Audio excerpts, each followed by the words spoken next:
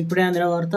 CM Revanth Reddy కీలక నిర్ణయం. ప్రజలందరికీ ఊహించని గుడ్ న్యూస్ అంటూ లేటెస్ట్ అప్డేట్ అయితే రావడం జరిగిందండి. సో ఆ వివరాలు ఏంటనేది వీడియోలో తెలుస్తుంది. వీడియోని స్కిప్ చేయకుండా పూర్తిగా చూడండి. కంప్లీట్ ఇన్ఫర్మేషన్ అయితే అర్థమవుతుందండి. మీలో ఇంకెవరైనా సరే మన ఛానల్ సబ్స్క్రైబ్ చేయకుండా చూస్తున్నట్లయితే వెంటనే మన ఛానల్ సబ్స్క్రైబ్ చేసుకోండి. ప్రభుత్వం నుంచి వచ్చే లేటెస్ట్ అప్డేట్స్ అన్ని కూడా మీ ఫోన్ నోటిఫికేషన్ రూపంలో అందించడం జరుగుతుందండి. చూస్తున్నారు కానీ లైక్ చేయడం మర్చిపోతున్నాం. దయచేసి లేట్ చేయకుండా తెలిపోదామండి.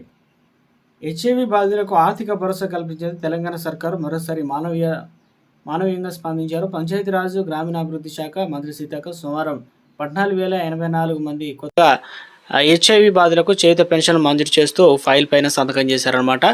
ఈ పెన్షన్లు జూలై నెల నుంచి లబ్ధిదారులకు అందుకొనున్నారనమాట. హెచ్ఐవి బాధితులు పూర్తి స్థాయిలో పని చేయలేని స్థితిలో ఉండడంతో పాటు వారిపైన నెలల అధిక వైద్య ఖర్చులు కూడా పడుతున్నాయి. ఈ పరిస్థితిని దృష్టిలో పెట్టుకొని ప్రభుత్వం ఈ నిర్ణయం తీసుకుంది. పేదరికంతో బాధపడుతున్న హెచ్ఐవి బాధితుల జీవిత నాణ్యతను మెరుగుపరిచేందుకు చేయుత పథకం కింద ఈ సాయం అయితే అందించనున్నారు.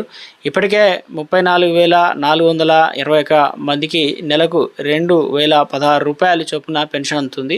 ఇందుకోసం ఈ పెన్షన్లు జూలై నెల నుంచి లబ్ధిదారులకు అందుకోనున్నారన్నమాట. హెచ్ఐవి బాధితులు పూర్తి స్థాయిలో పని చేయలేని స్థితిలో ఉండడంతో పాటు వారిపైన నెలల అధిక వైద్య ఖర్చులు కూడా పడుతున్నాయి. ఈ పరిస్థితిని దృష్టిలో పెట్టుకొని ప్రభుత్వం నిర్ణయం తీసుకుంది. పేదరికంతో బాధపడుతున్నటువంటి హెచ్ఐవి బాధితులకు జీవిత నాణ్యతను మెరుగుపరిచేందుకు చేయుత పథకం కింద సాయం అయితే అందించనున్నారు. ఇప్పటికే 34,421 మందికి నెలకు 2,016 రూపాయల చొప్పున పెన్షన్ అయితే అందుతుంది. ఇందుకోసం రాష్ట్రం నెలవారీగా 6.93 కోట్లు ఖర్చు చేస్తుందన్నమాట. ఇక 2022 ఆగస్టు తర్వాత హెచ్ఐవి కేటగిరీలో కొత్త పెన్షన్లు మంజూరు అవ్వలేదు. తాజాగా తెలంగాణ ప్రభుత్వం రాష్ట్ర ఎయిడెడ్ కంట్రోల్ సొసైటీ ఆధ్వర్యంలో కొత్తగా నమోదు అయినటువంటి 14,084 మందికి అర్హత నిర్ధారించి అనంతరం సెర్ప్ ద్వారా పెన్షన్లు మంజూరయ్యాయన్నమాట. జిల్లాల వారీగా అర్హుల సంఖ్య అయితే ఇలా ఉందన్నమాట.